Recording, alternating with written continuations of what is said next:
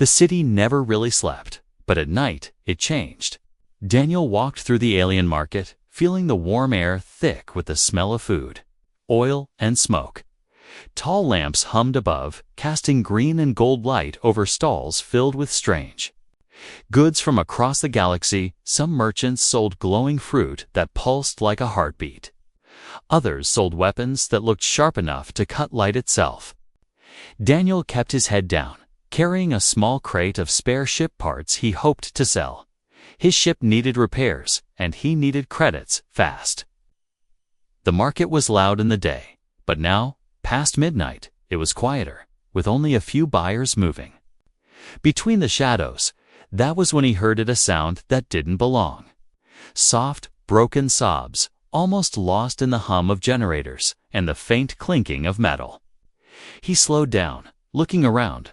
The sound came from a dark alley between two closed shops. Daniel hesitated, his instincts telling him to keep walking. But curiosity and maybe guilt pulled him closer. He stepped into the shadows. There, sitting on the cold metal ground, was a girl. At first, he thought she was human, but as his eyes adjusted, he saw the difference.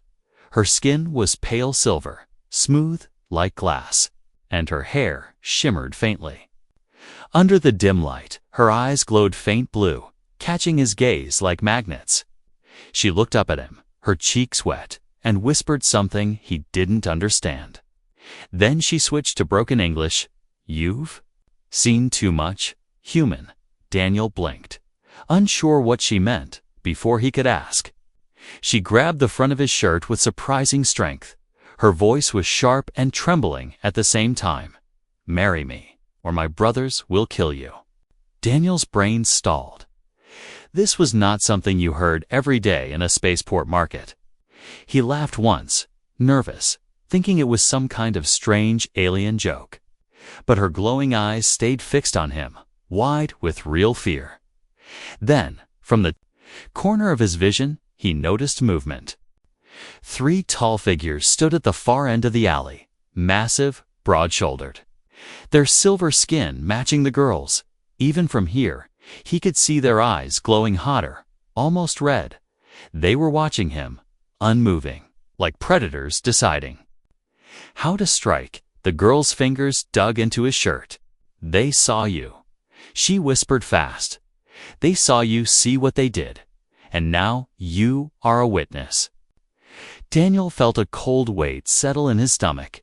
He didn't remember seeing anything strange just walking past the market stalls.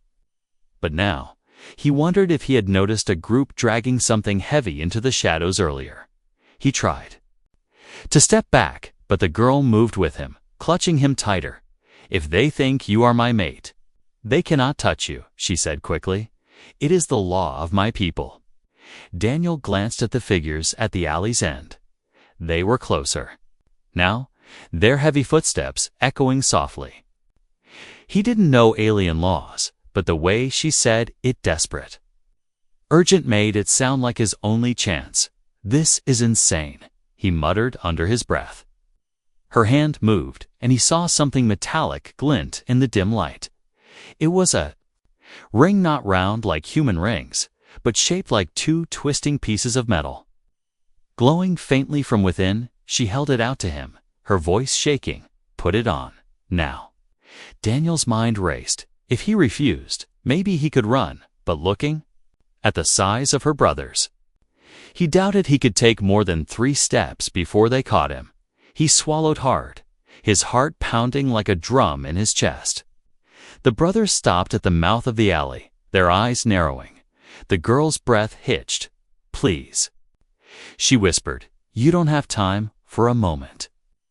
The world felt silent except for the pounding in his ears. Daniel reached out and took the ring. It was warm too, warm like it had been sitting in fire the moment it touched his skin. It pulsed with a strange light. He slid it onto his finger. There was a sharp sting, almost like it bit him. The glow flared once, then faded. The girl let out a shaky breath, her shoulders relaxing just slightly. The brothers stopped moving forward, their eyes narrowing even more. One of them growled something in a language Daniel didn't understand. But they didn't come closer. The girl stepped in front of him, lifting her chin high. She said something back to them in the same alien tongue. Her voice steadier now. The brothers glared, then slowly stepped back into the shadows, disappearing. Into the market, Daniel's legs felt weak. He didn't know what just happened.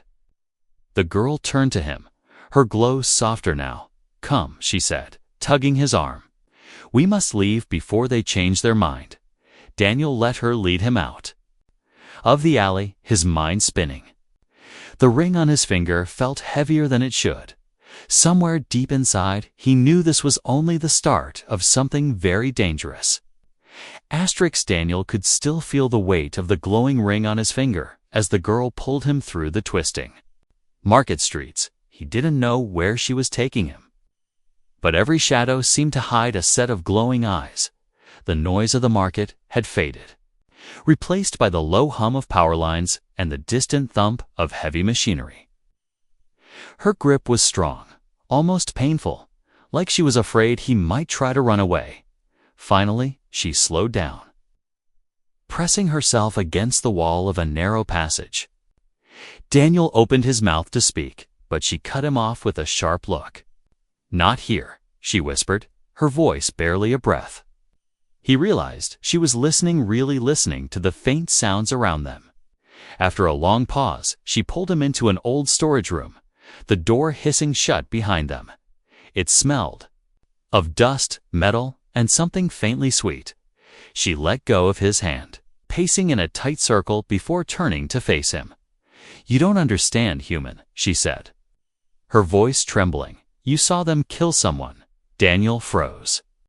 Her glowing eyes locked on his. "They were not supposed to do it in the open." "But you came too close," she continued. "Now they think you will tell the wrong people. And in our law, that means you must die." He ran a hand over his face. Trying to make sense of it, "I didn't see anything clearly," he muttered. "I don't even know who." "It doesn't matter," she interrupted. "They believe you saw enough." Daniel took a slow breath. "And this marriage thing?" Her gaze softened slightly, though her voice was still firm. "In my culture, a bonded mate is protected from the family's blood feuds. No one can harm them without breaking sacred law." She stepped closer, lowering her voice. "I had to claim you before they did." Daniel wanted to laugh, but there was no humor in the situation. "You've tied me to you without asking," he said, his voice sharper than he intended. She didn't flinch. "You are alive because I did," she replied quietly. For a moment, they just stood there, the air between them heavy. Then, a muffled noise outside made them both tense. Slow footsteps moved past the door, slow and deliberate. Zyra's eyes darted to the shadows, her hand moving to a small blade strapped to her leg. Daniel's pulse spiked. The steps faded, but the silence afterward felt even worse. "They will not stop," she said finally, her voice low. "Even if they cannot kill you outright, they will find another way." He leaned back against the wall, his mind spinning. "So what's your plan?" he asked. Her eyes met his, and for the first time, he saw something other than fear in them, spark of determination. "We leave the market before sunrise," she said. "Once we're outside the city, we can hide where they have no power." Daniel shook his head. "I don't know this place. I don't know your people. And I sure don't know why I should trust you." Her lips tightened, but she stepped closer again. "Because I saved your life, and because now your life is tied to mine," she said, her voice steady. Daniel looked away, feeling the weight of her words and the heavy pull of the ring on his finger. Outside, somewhere far off, a deep, distant horn sounded. The girl's face went pale. "They've called the hunt," she whispered. "We don't have much time." Daniel didn't know what that meant exactly, but the fear in her voice told him everything he needed to know. He gave a short nod, and she immediately moved toward the back door. When she opened it, the cold night air rushed in. carrying with it the faint scent of burning metal. Daniel stepped outside. The ground beneath his boots slick with moisture. The street was empty, but he could feel eyes on them. As they moved deeper into the shadows, he realized something. Whatever was happening, there was no turning back now. The air outside the market was colder, carrying the faint scent of rain mixed with the metallic temps of the city's ventilation systems. Daniel followed Zaira through narrow walkways, each turn taking them farther from the warm glow of the stalls. They passed shuttered doors, flickering wall signs, and stray alien animals that darted away at the sight of them. Her pace was quick, but she kept glancing over her shoulder. The ring on Daniel's finger pulsed faintly, like it had a heartbeat of its own. It made his skin prickle, and he wondered if it was tracking him somehow. After several minutes, they stopped in front of a faded, cracked doorway. Zaira pressed her palm to a scanner, and the door slid open with a groan. The inside was small, dimly lit by a cluster of glowing plants in the corner. The walls were lined with strange tools and jars of colored powder. "This is where you live?" Daniel asked quietly. Stepping inside, she gave a short nod, locking the door behind them. "It's safe for now," she said. But the way her eyes flicked toward the shadows made him doubt it. She handed him a strange mug filled with thick, steaming liquid that smelled faintly of cinnamon and metal. "It will calm you," she said, sitting across from him. Daniel didn't drink it, keeping his hands around the cup instead, letting the warmth soak into his fingers. He could hear faint noises outside, distant footsteps, a low hum, the occasional sharp clink of metal against metal. "Tell me what I really walked into," he said finally. Zaira's eyes lowered, her voice slow. "What you saw tonight was not just a killing. It was the execution of a rival leader, a forbidden act on sacred ground." She looked up, her gaze hardening. "My brothers broke the law, and if the city guard finds out, they will face death." Daniel leaned forward. "So I'm not just a witness." "I'm the only witness." Her silence was answer enough. "That's why you needed me bound to you," he said, the realization sinking in. "Yes," she admitted. "They cannot touch my mate without breaking the same sacred law they already violated." Daniel set the cup down, his jaw tightening. "So I'm your shield, and you're mine," he said slowly. Her lips curved slightly, but it wasn't quite a smile. "That's one way to see it," she murmured. A sudden sound made. Both of them turned 3 slow knocks against the door. Not loud, but heavy, deliberate. Daniel's pulse quickened. Zaira stood, moving silently toward the door, her hand resting on the blade at her hip. The knocks came again, this time softer, but somehow colder. She leaned close to the metal, listening. Her eyes widened, and she stepped back, motioning for Daniel to stay silent.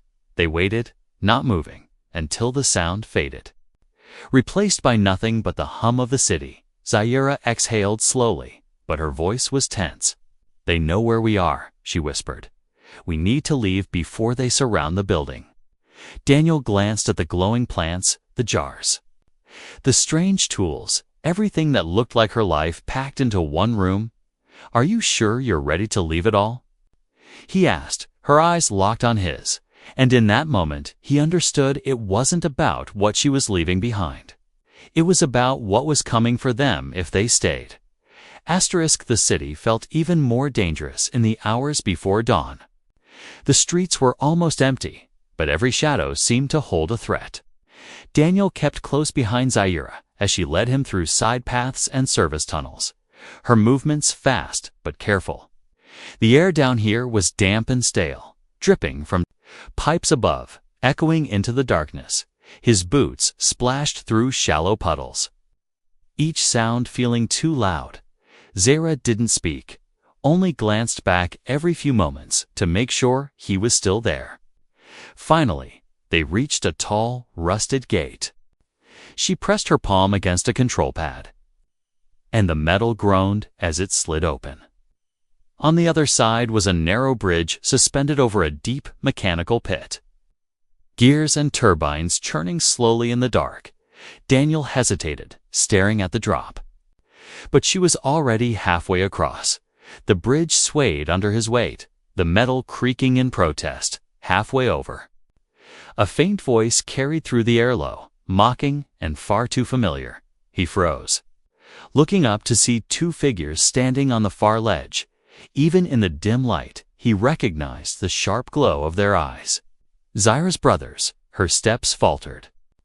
But she didn't stop.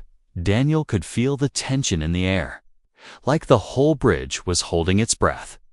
One of the brothers spoke in their language, his tone almost casual. Zyra answered sharply, her words fast and sharp like blades. The second brother stepped closer, his gaze fixed on Daniel. A slow, cruel smile formed on his lips. Daniel gripped the railing tighter, his mind racing for a way out. Then, without warning, the first brother moved toward the bridge. Zyra's voice rose, her tone urgent and fierce. The brother stopped, glaring, but didn't step back. Daniel's heart pounded, his instincts screaming that if they stepped onto the bridge, there would be no escape. The turbines below groaned, sending up a gust of hot air that smelled of burning oil. Finally, after what felt like an eternity, the brothers turned and walked away, their silhouettes vanishing into the shadows. Zyra reached Daniel's side, her face pale but her voice steady. "They are testing us," she said. "Next time they won't stop." Daniel swallowed hard, glancing at the glowing ring on his finger. It felt heavier than ever, like it was pulling him deeper into something he couldn't walk away from.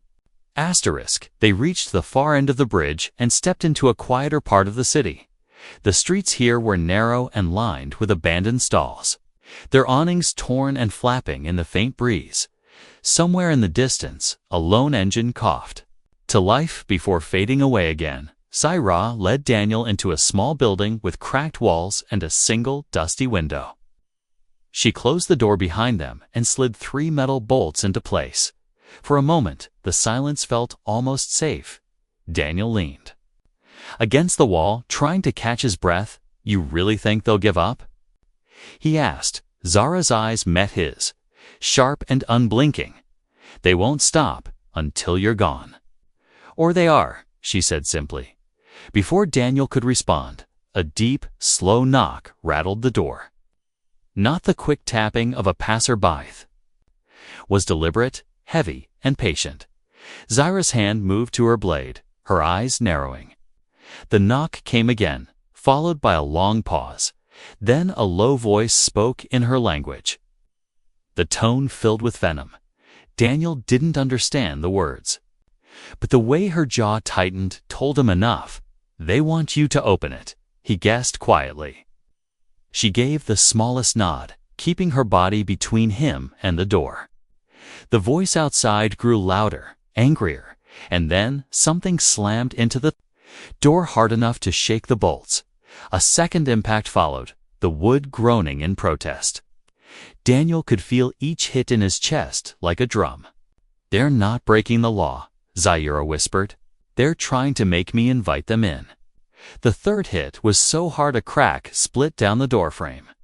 Daniel's hand tightened on the nearest heavy object to rusted metal, pipe ready to fight, even if it meant dying. Then, suddenly, the sound of distant sirens cut through the night. The pounding stopped instantly, replaced by hurried footsteps retreating into the dark.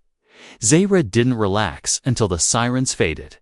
She turned to Daniel, her expression grim. "They'll be back, and next time they won't knock." The sirens faded into the distance, leaving the room heavy with silence. Daniel set the rusted pipe down slowly, his heartbeat still uneven. Zyra was already moving, gathering a small bag from beneath the table, stuffing it with tools, food, and a rolled piece of cloth that glimmered faintly in the dim light. "We're not staying here," she said, without looking at him, her voice calm but tight. Daniel straightened. "Where are we going?" "To the human sector," she replied.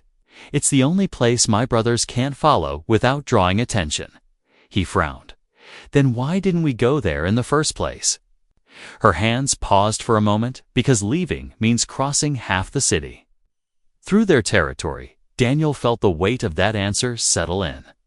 They were going to have to walk right through the danger they were running from. Zaira slung the bag over her shoulder and motioned for him to follow. They slipped out the back door into a narrow lane where the air was damp and smelled faintly of ozone. The sky above was turning a deep blue with the approach of dawn. Every shadow seemed alive, every distant noise a warning. They moved quickly, keeping close to the walls. Daniel kept glancing behind them, certain they were being watched. At one turn, they nearly collided with a pair of alien guards in black armor. Zaira's hand shot out, pulling Daniel into a recessed doorway just before the guards passed. He could feel her breathing fast beside him, her fingers still gripping his arm. When the guards were gone, she didn't let go immediately. Her eyes met his for a brief moment. And there was something their fear, but also trust, they kept. Moving until the smell of oil and smoke grew stronger, Daniel realized they were getting closer to the industrial zone, a place full of noise, steam, and moving machinery perfect for hiding, but also perfect for an ambush. Zaira's voice was low as they stepped into the maze of metal walkways. "Stay close. This is where they'll try to corner us." The metal walkways rattled under their boots, each step echoing into the maze of pipes and steam vents. The air was thick here, clouds of white vapor hissing from broken joints, hiding whole sections. Of the path, Daniel kept one hand on the railing, his eyes scanning every shifting shadow. Somewhere deep in the fog, a low clank rang out, followed by the faint scrape of claws against metal. Zaira slowed, her head tilting slightly, listening. A shape moved in the mist ahead, tall, broad, deliberate. Then another shape appeared to the left, and another behind them. Daniel's stomach sank. Her brothers had found them. The mist parted just enough for him to see their glowing eyes. Burning like embers in the dim light, the largest one stepped forward.